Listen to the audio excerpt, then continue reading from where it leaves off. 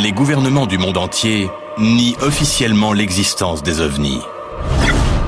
J'ai été appelé pour enquêter sur un événement très étrange. Un lourd voile de secret a été jeté sur les rencontres, surtout sur celles où un appareil non identifié pourrait avoir compromis la sécurité du territoire. Rien dans mon entraînement ne m'avait préparé à ce que j'ai vu. Mais certaines affaires se sont révélées trop importantes et trop bien documentées pour rester secrètes, comme celle connue sous le nom de Roswell anglais. J'ai vu une lumière vive émaner de l'objet sur le sol de la forêt. En 1980, les mêmes lumières mystérieuses ont été vues 2 soirs de suite. Il se passe quelque chose de très étrange. Des membres de l'aviation américaine sont envoyés en Angleterre pour découvrir si le pays subit une attaque. On a regardé les choses autrement, avec de nouveaux témoins. On a rouvert toute l'affaire. Qu'est-ce qui a conduit des militaires bien entraînés et rationnels Je voulais aller là-bas et résoudre cette affaire une bonne fois pour toutes. à croire qu'ils ont été en contact avec un ovni? C'est pas possible. L'équipe de UFO Magazine analyse les nouvelles preuves grâce à la technologie Marquez un point de cheminement. et atteignent des conclusions qui sèment le trouble. On peut dire avec certitude, Pour la première fois à la télévision, nous saurons réellement si l'armée américaine a été témoin de l'atterrissage d'un ovni à la base aérienne de Bentwaters en 1980. Voici l'affaire numéro 80101, militaire contre ovni.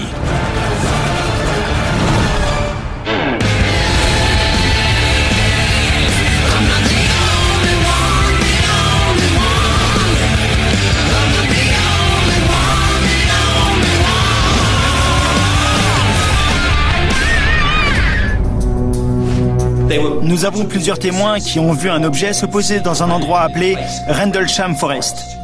C'est pas génial, ça? Bill et Pat reviennent de la conférence du National Press Club sur la dissimulation à Washington. L'un des cas d'observation s'est détaché des autres car de nombreux militaires en ont été témoins. Le plus impressionnant dans cette conférence sur la dissimulation, c'est toutes ces preuves sur l'atterrissage à Rendlesham. L'observation d'OVNI la plus connue de Grande-Bretagne a eu lieu en 1980 et impliquait des membres de l'aviation américaine présents dans 2 bases du Royaume-Uni. Cet ovni a été vu 2 soirs de suite. D'habitude, ça n'arrive jamais. C'était en 1980. Rappelez-vous, à l'époque, les Soviétiques avaient envahi l'Afghanistan. La situation était agitée en Europe de l'Est. Le monde était sur le fil du rasoir à cause des armes nucléaires. Et c'est là que cet objet apparaît à Bentwaters, la base américaine la plus sécurisée. Ils ont dû donner une explication officielle. Les sceptiques ont dit qu'il y avait un phare au loin. On voyait sa lumière et que les soldats l'avaient pris pour un ovni. Je n'y crois pas, ça ne colle pas. Ce sont des militaires bien entraînés. Comment ils ont pu penser que c'était un phare? C'est pas possible. Je suis d'accord, Jeff, mais c'est ce que disent les experts depuis 27 ans. Ça me paraît une théorie intéressante. On pourrait la modéliser et faire nos propres expériences. On prend les coordonnées GPS des lieux d'observation et du phare, des cartes topographiques. On peut faire un modèle pour voir si leur hypothèse tient la route. Ça va être énorme. Soit on prouve que ça aurait pu être le phare, soit on prouve que non. Dans tous les cas, ce sera une preuve phénoménale pour ou contre leur théorie. Il n'y a qu'à aller voir. Donc on va à Rendlesham? Allez chercher vos passeports. Cool.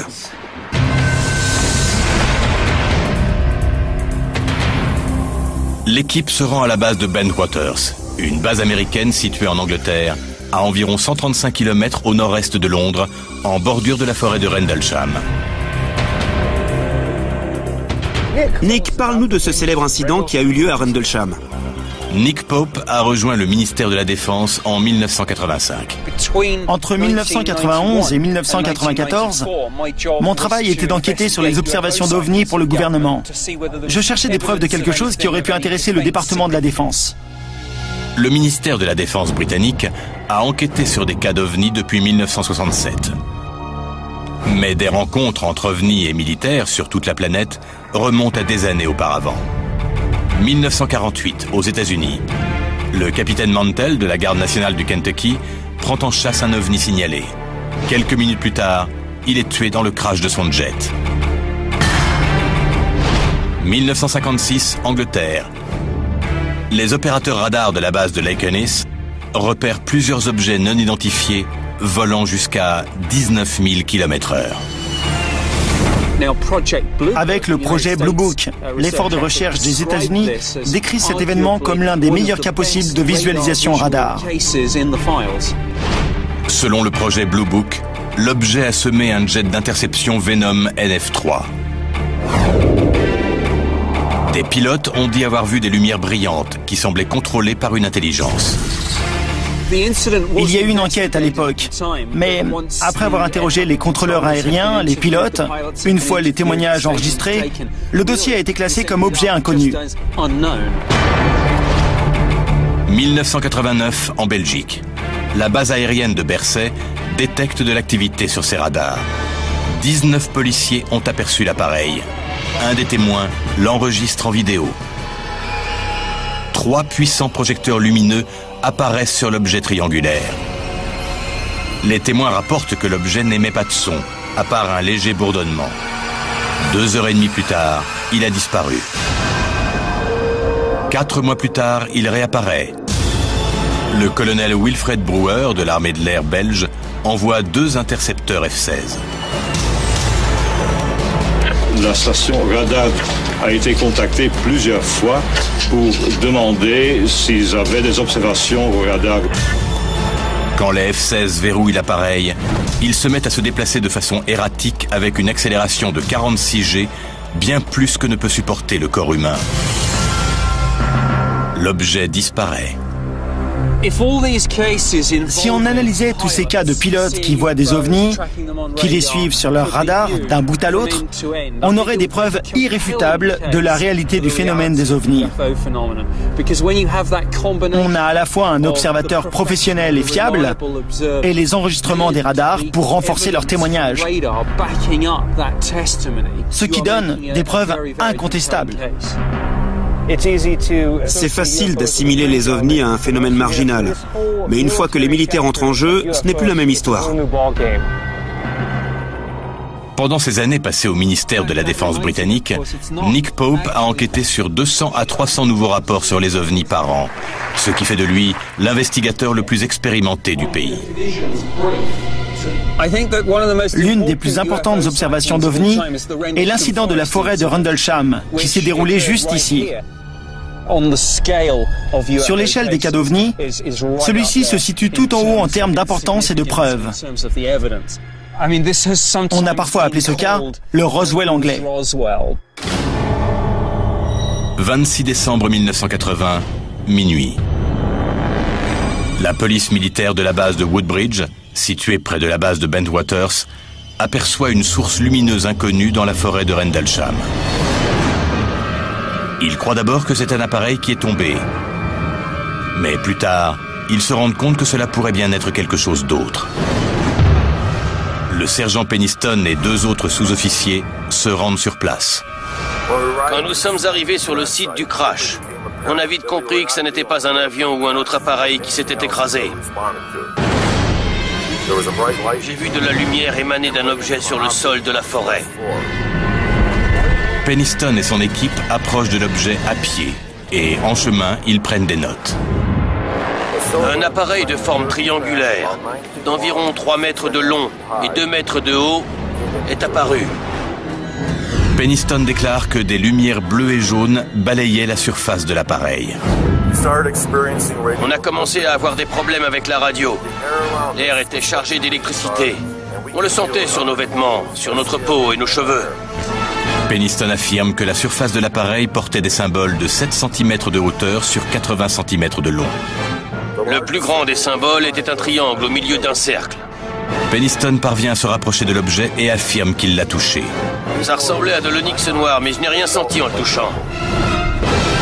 45 minutes plus tard, l'objet manœuvre dans la forêt et s'envole. Il s'est soulevé du sol et a filé à une vitesse incroyable. Il a disparu en un clin d'œil. Plus de 80 membres de l'armée de l'air l'ont vu décoller. Ce n'était pas un hélicoptère ? Ce n'était pas possible de poser un hélicoptère là-bas ou aucun autre appareil conventionnel. Le plus important, c'est que ce sont des gens qui travaillent sur une base aérienne et ils ont dit que ça ne ressemblait à rien de ce qu'ils connaissaient. J'ai l'impression d'être dans l'œil du cyclone des ovnis. Un sous-officier expérimenté des forces aériennes a rencontré quelque chose d'extraterrestre. Cet ovni était de forme triangulaire. Il mesurait environ 3 mètres de long et 2 mètres de haut. Jim Penniston a pu s'en approcher assez pour toucher le côté de l'appareil. Et il a vu des symboles étranges sur la coque. Penniston a retranscrit 6 des symboles incrustés sur l'appareil. La majorité d'entre eux sont composés de lignes droites et sont symétriques. Depuis des années, des gens ont essayé de déchiffrer cette inscription. Ils ont pensé que c'était des hiéroglyphes, des hiéroglyphes ou des pictogrammes. Il est clair qu'il y a un message que nous n'avons pas encore su déchiffrer. Certains témoins affirment que l'OVNI a laissé des preuves matérielles. Il y avait des marques dans le sol, à l'endroit où l'appareil s'était posé. On approche de la zone, on est à 8-10 mètres. C'est bizarre, c'est vraiment étrange. Qui examine les traces au sol? Dites-vous bien que c'était en plein milieu de l'hiver. Le sol était très dur. Les marques ont été laissées par quelque chose qui devait peser plusieurs tonnes. Il y avait 3 de ces marques. Des moulages en plâtre des marques ont été effectués. On a prétendu qu'en relevant leur position, elles formaient un triangle équilatéral. C'est comme si l'appareil s'était posé en s'appuyant sur un genre de train à 3 pieds. En 1980, aucun appareil connu ne comportait de train d'atterrissage qui formait un triangle équilatéral. La nuit suivante, 5 soldats menés par le colonel Charles Holt se rendent sur les lieux. Ils découvrent ce qu'ils pensent être des preuves irréfutables d'une activité anormale. L'appareil avait laissé des preuves physiques. Et ils sont témoins d'un événement alarmant. Il est revenu.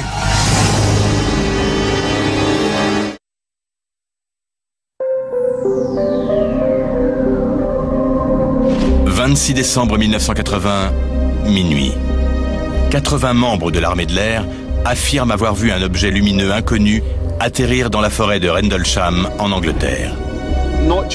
Non seulement cet ovni a été vu par des militaires entraînés, qui sont des témoins fiables, mais il a laissé des preuves physiques. Il a laissé des traces au sol, là où il a atterri. La nuit suivante, une équipe d'officiers balaye la zone avec un compteur Geiger et détecte des traces anormales de radioactivité. Que disent les chiffres? Il y a quelque chose? 7 dixièmes, juste ici. 7 dixièmes au centre? C'est ça. En termes de preuves, le plus important, c'est qu'ils ont relevé des taux très élevés. Ils étaient très élevés dans les 3 trous qu'a fait l'appareil en se posant. Le ministère de la Défense a publié 38 pages de documents sur l'observation de Rendlesham. La plupart sont des correspondances avec les habitants de la zone, curieux de savoir ce qu'il s'était passé. Mais un des mémos de communication entre les départements contient une phrase inquiétante. Notre personnel de la défense et du renseignement a reconnu que les niveaux de radiation étaient, je cite, bien au-dessus de la normale. C'est on ne peut plus officiel. C'est écrit noir sur blanc dans un rapport du ministère de la Défense, écrit par leurs scientifiques et leurs spécialistes du renseignement. Contrairement à d'autres histoires d'OVNI, celle-ci peut être confirmée par l'analyse de documents fiables qui mentionnent exactement ce dont nous parlons. Nick Pope nous a parlé de documents dont nous ne connaissions même pas l'existence, ce qui rend la théorie encore plus valide à mes yeux. Ça fait vraiment passer l'enquête à un autre niveau. Des experts pensent que certaines bases militaires ont une longue histoire secrète de rencontres avec des ovnis. Il y a des centaines de cas de rencontres entre des appareils militaires et des ovnis.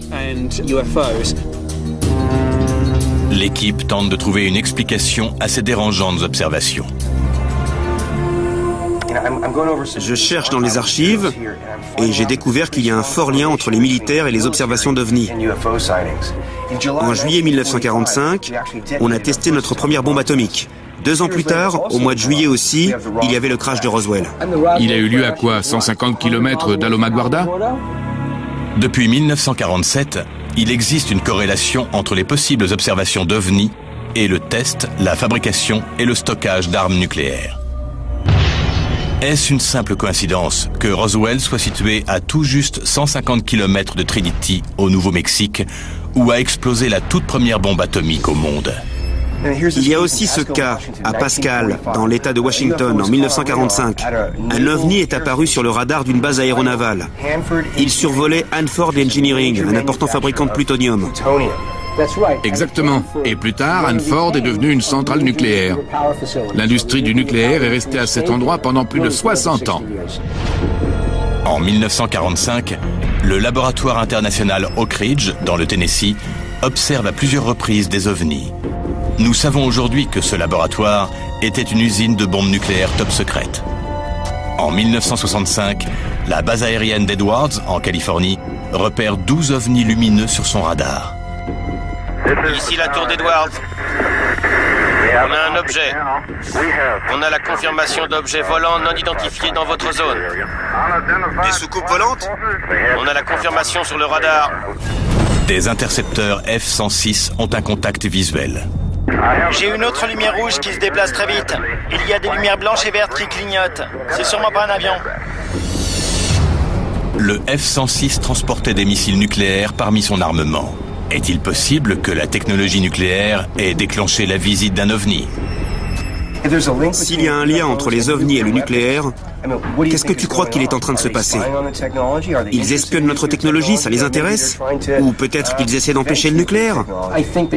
Je pense qu'ils nous surveillent, qu'ils nous espionnent. Mais le plus important, c'est qu'à chaque cas d'OVNI qui entre dans l'espace aérien au-dessus de bâtiments qui abritent du nucléaire et qui sont des installations militaires à haut risque, ils ne prennent même pas la peine de se cacher. Ils entrent dans notre espace aérien en toute impunité, survolent les sites nucléaires. Ils se fichent de savoir si on va les voir ou pas.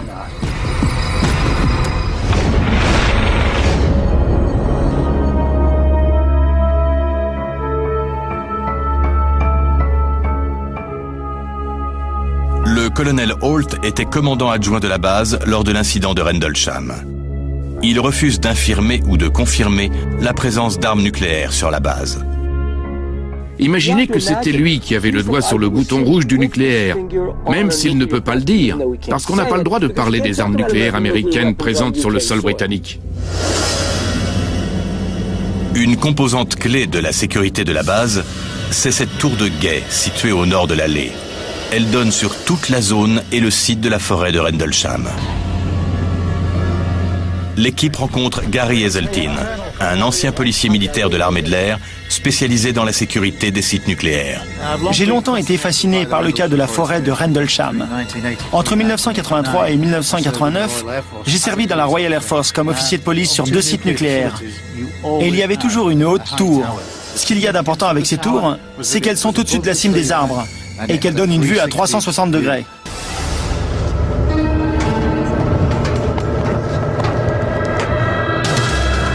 Colonel, quelle vue! C'est incroyable! On voit tout d'ici. Ce qu'il faut savoir, c'est que les arbres sont beaucoup plus hauts maintenant. D'ici, on avait un panorama à 360 degrés. On ne laissait jamais les arbres monter aussi haut pour des raisons de sécurité. L'opérateur de la tour avait une vue imprenable sur des kilomètres à la ronde. S'il y avait quelqu'un ici, il aurait pu voir tout ce qui s'est passé dans cette zone cette nuit-là. Les 2 nuits même. Il y avait quelqu'un ici ce soir-là? Dans ce genre de tour, il y avait des hommes 24 heures sur 24, 365 jours par an. Colonel, j'imagine qu'il y avait quelqu'un. Est-ce que vous savez qui était là ce soir-là? Oui, en fait, je connais très bien celui qui était là. En novembre 2007, le colonel Holt reçoit un email de la part de l'un des gardes qui était en poste cette nuit de 1980. Nous avons correspondu et il m'a confirmé qu'il était dans la tour et qu'il a vu des rayons lumineux balayer la zone de stockage des armes, au même moment que celui que nous avons vu au-dessus de nous, dans le champ. Vous êtes en train de nous dire qu'il y avait un homme ici qui a vu l'incident et des rayons balayer la zone? C'est un nouveau témoin pour toute l'affaire. Il ne veut pas se manifester. S'il y avait quelqu'un ici qui a vu toute la scène, avec les lumières et ce qui s'est passé au sol dans la forêt, alors... On parle d'un véritable objet qui dirigeait des rayons lumineux sur un lieu particulier, une zone top secrète et sécurisée. On a un nouveau témoin. Ça nous donne une nouvelle vision de toute l'affaire. Il existe une autre preuve qui vient corroborer la théorie du présumé OVNI. La nuit suivante, le 26 décembre 1980, le colonel Charles Holt a enregistré sa rencontre sur une cassette. La bande permet de recréer son expérience minute par minute et constitue un document irréfutable dans l'histoire des OVNIs. C'est de la folie! Qu'est-ce que c'est? On ne sait pas, monsieur. L'équipe retrace le parcours suivi par le colonel Holt cette nuit-là. Voici le fameux portail est de Woodbridge. C'est là que tout a commencé. Le colonel Holt est arrivé sur les lieux avec 5 autres hommes après avoir été informé par la police militaire que la mystérieuse lumière avait été aperçue une seconde fois. Les policiers n'arrêtaient pas de dire qu'il était revenu. Quand vous avez entendu ce que vous ont dit ces hommes, qu'est-ce que vous en avez conclu? À quoi vous avez pensé? Je me disais qu'il y avait une explication rationnelle à tout ça. Pour dire les choses clairement, je n'y croyais pas. Que s'est-il passé quand vous êtes allé sur le terrain? Il fallait bien que quelqu'un y aille pour tirer les choses au clair et faire cesser toute cette histoire. J'avais l'intention d'en finir avec tout ça pour qu'on passe à autre chose. C'était vraiment ce que je voulais faire, ce que je pensais faire. En arrivant là-bas, je me suis demandé pourquoi je m'étais mêlé à tout ça. J'aurais dû laisser quelqu'un d'autre s'en occuper, parce que personne ne vous croit. J'ai rassemblé une petite équipe de 5 hommes et on est parti dans la forêt. J'ai vu une lumière. Où ça? La revoilà. C'est une lumière rouge bizarre. Il arrive sur le côté, il vient vers nous.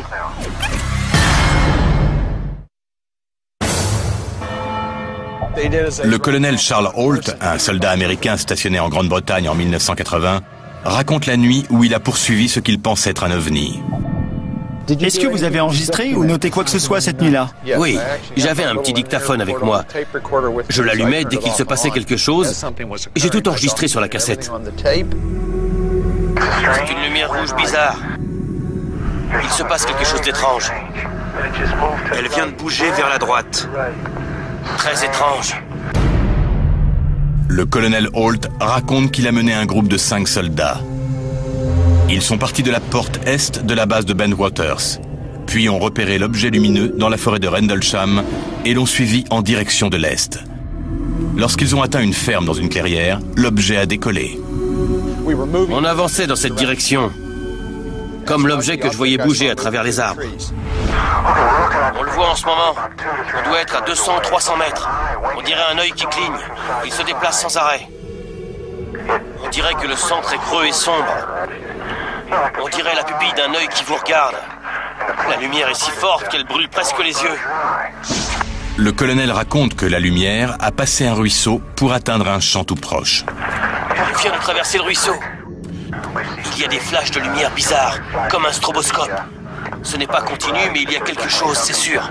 Un genre de phénomène. On est sorti de la forêt juste ici, et on lui a encore couru après sur une centaine de mètres. Il est sorti au milieu du champ. Dans ce champ se trouvait une ferme, du bétail, et à ce moment précis, un objet lumineux qui se déplaçait. On entend du bruit qui vient des granges de la ferme. Les animaux sont très agités et font beaucoup de bruit. Il arrive par le sud, il vient vers nous. Nous, on regardait de ce côté. Là, il y a la ferme. L'objet était là-bas, dans le champ. Le phare est par là, à environ 30 degrés. J'aperçois ce qui a l'air d'être un rayon lumineux dirigé vers le sol. Ce n'est pas possible. Quand vous êtes arrivé dans le champ, il était déjà parti? L'objet a explosé sans bruit en 5 autres lumières blanches et elles ont disparu. Ça n'aurait pas pu être une fusée de détresse? Les fusées de détresse ne se déplacent pas dans la forêt en évitant les arbres de bas en haut. À un moment, il est venu vers nous et quand on s'est approché, il est parti vers le champ. Qu'est-ce que vous avez vu exactement? C'était un objet de forme ovale, rouge orangé et lumineux, comme le soleil en pleine journée. Le centre était noir et on aurait dit un œil qui clignait. Il y avait comme du métal en fusion qui coulait. Du métal en fusion? C'est ce à quoi ça m'a fait penser. J'ai eu l'impression qu'il y avait quelque chose qui coulait. Donc on oublie l'hélicoptère. Non, c'était pas un hélicoptère. Le colonel Holt est le témoin le plus crédible à qui j'ai eu la chance de parler. Il a dirigé toute une base militaire qui abritait des armes top secrètes dont il n'a pas le droit de me parler. Et je ne pense pas qu'il ait fait des erreurs cette nuit-là. Je crois qu'il s'est passé quelque chose dont les gens n'étaient pas censés entendre parler.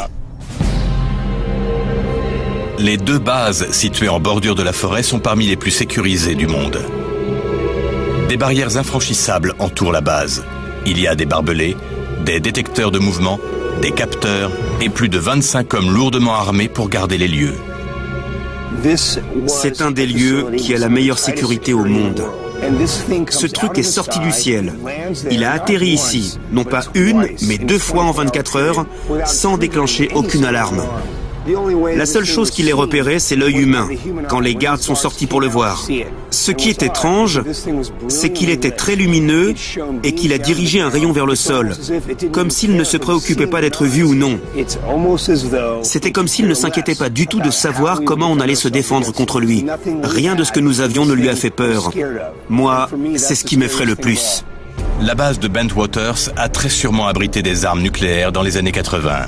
Lorsque le climat mondial était tendu. Rappelez-vous de la situation mondiale en 1980. Certains historiens ont appelé cette période la deuxième guerre froide. Une guerre froide qui menaçait de se transformer en véritable guerre. Les deux adversaires s'observaient, chacun de son côté du rideau de fer. Ronald Reagan venait d'être élu président et formulait toutes sortes de menaces contre l'empire du mal de l'Union soviétique. Les deux camps faisaient toutes sortes de menaces militaires. On n'était pas très rassurés. Je ne dis pas que les aliens nous espionnaient vraiment. Mais si c'était le cas, ils auraient pu penser qu'on était prêt à appuyer sur le bouton rouge. Et voilà qu'un ovni survolant une base qui abrite des armes nucléaires envoie des rayons sur les armes, sûrement pour les scanner. Ça a interféré avec les opérations de la base, avec leurs radios. Ils ont envoyé une équipe de sécurité, mais l'OVNI les a conduits hors de la base. Les Américains ont eu peur, ils ont classé l'affaire, ils n'ont rien fait du tout et ont surtout évité d'en parler. Les États-Unis n'ont pas enquêté sur les ovnis depuis la fin du projet Blue Book en janvier 1970. Mais aujourd'hui, la Grande-Bretagne le fait, car les objets non identifiés peuvent représenter une menace pour la sécurité du territoire. Curieusement, le colonel Holt, de nationalité américaine, n'a jamais été interrogé ni débriefé par les autorités britanniques. Rien de tel ne s'était jamais produit auparavant. Toutes les autres observations d'OVNI n'étaient que des lumières dans le ciel. Les Américains espéraient que les Britanniques s'en occuperaient. Et les Britanniques pensaient que c'était un problème américain. Et qu'avec un peu de chance, personne n'en parlerait. Et tout serait oublié. Les autorités britanniques et américaines conseillent au colonel Holt d'envoyer un mémo au ministère de la Défense britannique à propos de ce qui s'est passé dans la forêt. Mais 2 jours avant que le colonel ne fasse partir son mémo, un autre événement inexplicable se produit. Un événement qui laisse Vincent Surkettle, forestier et habitant de la zone, perplexe et troublé. J'habitais dans un cottage, juste là. J'étais sorti couper du bois. Surkettle vivait et travaillait dans la forêt de Rendlesham au moment des faits. Entre Noël et le Nouvel An, une voiture est venue. 2 jeunes hommes anglais en costume en sont sortis. Ils devaient avoir 25 ans. Ils sont venus me parler et ils m'ont dit « Nous avons entendu dire qu'on avait vu des lumières rouges dans la forêt. » Qui étaient ces hommes mystérieux et comment avaient-ils entendu parler de l'OVNI avant même que le colonel Holt n'envoie son mémo? J'ai bien l'impression que Vincent a reçu une visite. L'équipe découvre des réponses inquiétantes. Quelques jours après l'incident de l'OVNI, 2 hommes étranges viennent interroger les résidents de la forêt de Rendlesham. Personne ne sait qui ils sont ni ce qu'ils cherchent. Une voiture est venue, 2 jeunes hommes anglais en costume en sont sortis. Ils devaient avoir 25 ans. Ils sont venus me parler et ils m'ont dit « Nous avons entendu dire qu'on avait vu des lumières rouges dans la forêt. Étiez-vous dehors hier soir ?» J'ai dit non. Ils m'ont demandé si j'avais vu quelque chose, si je connaissais quelqu'un qui avait vu quelque chose. J'ai dit non. Ils ont stoppé net la conversation et ils sont partis. Je trouve ça génial, cette nouvelle info sur Vincent Surkettle qui reçoit la visite d'un genre de Men in Black. Il a dit que 2 Anglais en costume noir, dans une voiture noire, étaient venus le voir. Ça fait très cliché, mais j'ai bien l'impression qu'il a reçu la visite de Men in Black. Les chercheurs d'OVNI parlent de la rencontre de Vincent Surkettle comme un scénario classique de Men in Black. Après une observation d'OVNI, il n'est pas rare que 2 hommes rendent visite aux témoins pour leur poser des questions sur ce qu'ils ont vu. 2 jeunes Anglais m'ont posé des questions et j'ai découvert plus tard qu'ils avaient interrogé tous les habitants de la zone pour savoir si on était dehors ce soir-là et si nous avions vu quelque chose. Vous pensez que c'était des journalistes, des militaires? Si c'était des journalistes, ils n'ont jamais publié leur histoire. Ce qui m'étonne le plus, c'est que le colonel Holt n'avait pas encore envoyé sa lettre. Cette lettre qui devait tout révéler aux Britanniques. Il ne l'avait pas encore écrite. On enquête sur ce cas depuis des décennies et c'est la première fois que j'entends parler de ces Men in Black.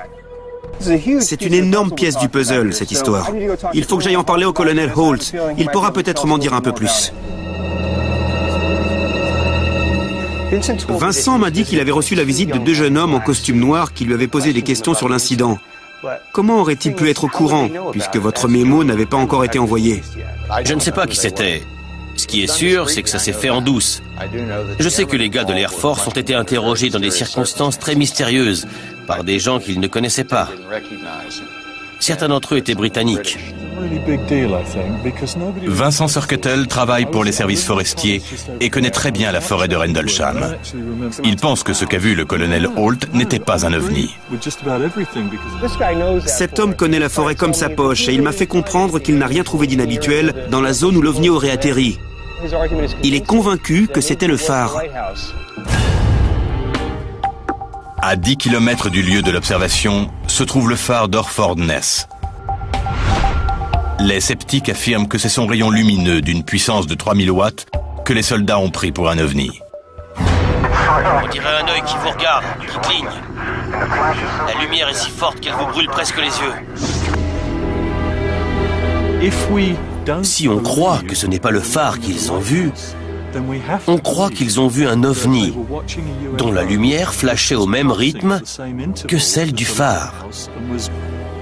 Pourtant, sur la cassette du colonel, on n'en entend pas parler du tout. Vincent a dit également que l'intervalle entre chaque flash du phare est de 5 secondes, ce qui semble coïncider avec les enregistrements que vous avez faits sur la cassette. Ce ne serait qu'une coïncidence? Je vais vous montrer quelque chose. J'ai le dictaphone avec moi.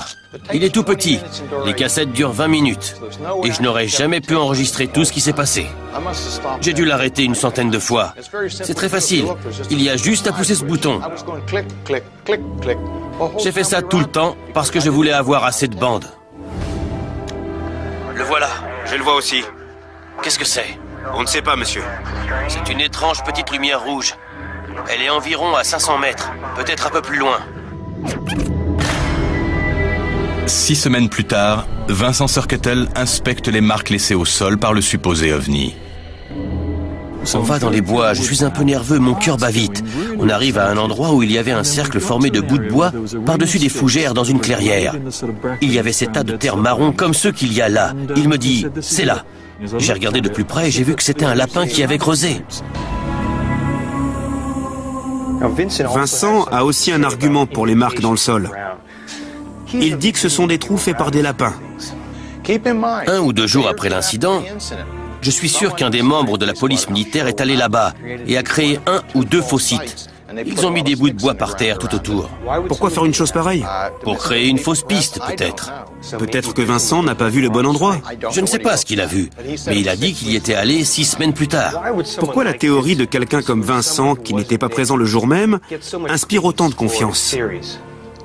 Ce n'est pas rare que les programmes noirs, comme je les appelle, utilisent la désinformation.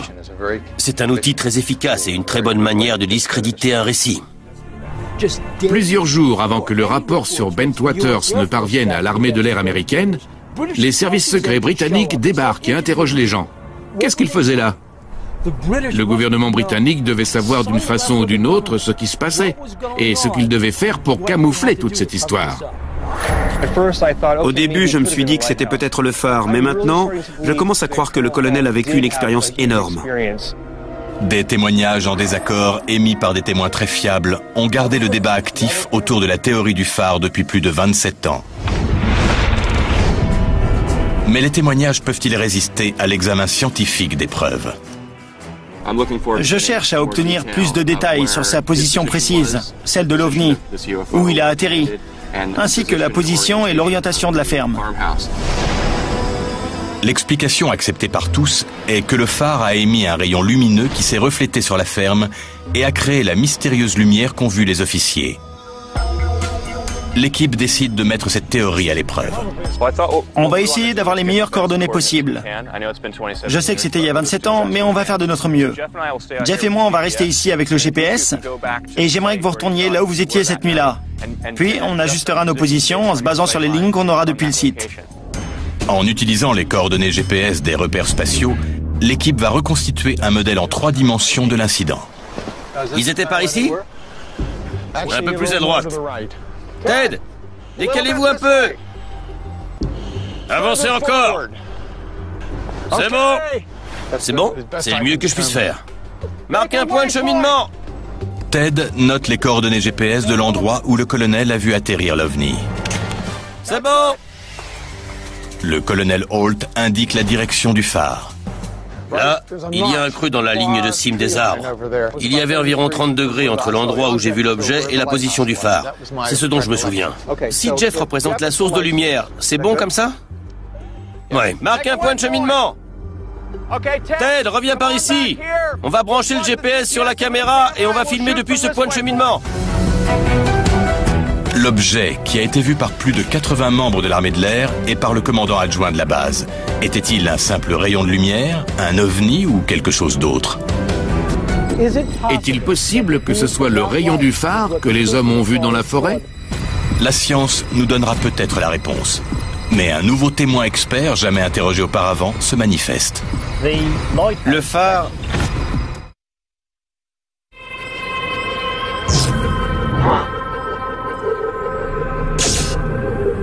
John Tyndall, créateur d'expériences, a construit un modèle de la forêt de Rendlesham pour comprendre ce qu'ont pu voir les militaires. Était-ce un ovni ou un simple rayon de lumière? Rappelez-vous, on est allé dans la forêt de Rendlesham et on a pris des photos et les coordonnées GPS. Voici la vue depuis l'endroit où se tenait le colonel Holt cette nuit-là. Avec tous ces éléments, on a pu recréer à échelle réduite tout ce qui s'est passé. On essaie d'infirmer ou de confirmer 2 hypothèses. Numéro 1, est-ce qu'un phare à 10 km de distance peut avoir un effet sur la façade de la ferme? Numéro 2, est-ce qu'un ovni peut avoir un effet sur la façade du même bâtiment? Le colonel a dit qu'il avait vu des reflets qui venaient des fenêtres. Donc, dans la maquette, on a mis des miroirs de dentiste pour qu'on puisse avoir des reflets. Personne n'a jamais déterminé géométriquement les angles de vue précis entre le phare, la ferme, la clairière et la forêt. Où était l'angle de vue du colonel? Juste là. Il se tenait là. On a mis en place cette ligne de vision pour avoir l'angle exact vers le phare ou les fenêtres de la maison. Je le vois. Jeff, apporte la baguette magique OVNI. On va pouvoir faire les approximations. Jeff a mis la lumière là où le colonel a dit qu'il avait vu atterrir l'OVNI. Je vois le reflet dans la fenêtre depuis ce point de vue. Par contre, la lumière du phare est complètement séparée. Elle ne se reflète pas dans la fenêtre. Le phare ne se reflète pas du tout depuis cette ligne de vision. On voit la lumière directement, mais pas sans reflet. Je ne comprends même pas ce que vient faire le phare là-dedans. Bien vu. Le phare est presque au-dessus de l'horizon. Et ça me paraît bizarre que des soldats expérimentés s'affolent à cause d'un phare à des kilomètres de là. Alors voilà, c'est une étrange lumière rouge.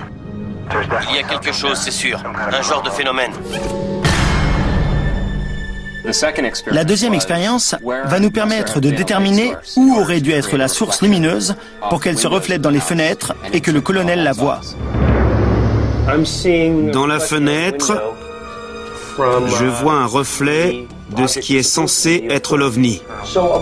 Donc une lumière vive générée par l'OVNI à cette position donnerait l'impression que la maison était en feu derrière la fenêtre. On dirait la pupille d'un œil qui vous regarde. La lumière est si forte qu'elle fait mal aux yeux. On peut dire sans se tromper que s'il y a une lumière vive à la position que nous a indiqué le colonel Holt, l'angle de réflexion sur les fenêtres de la maison est optimal et on obtient un reflet très lumineux depuis le point d'observation. Je crois qu'on vient d'exclure l'hypothèse que le phare d'Orford Ness puisse être la source lumineuse que Charles Holt a vue cette nuit-là. Un ovni ou pas un ovni, qui sait ce que c'était?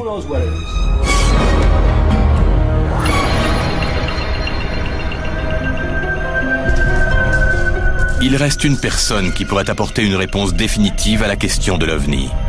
Keith Simon est le gardien du phare d'Orford Ness.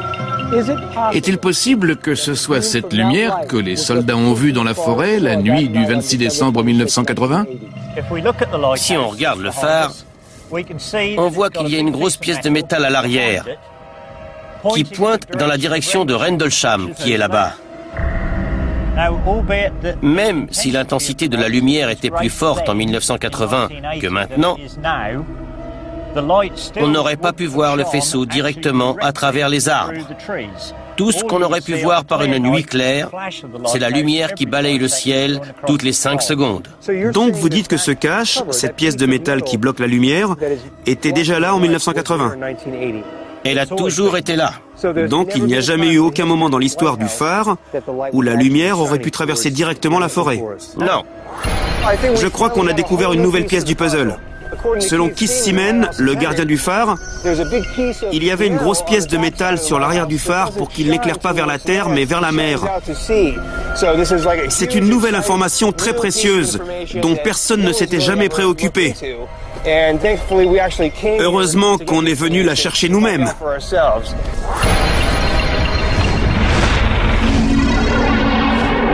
On a interrogé Charles Holt et on a pu confirmer tout ce qu'il avait dit.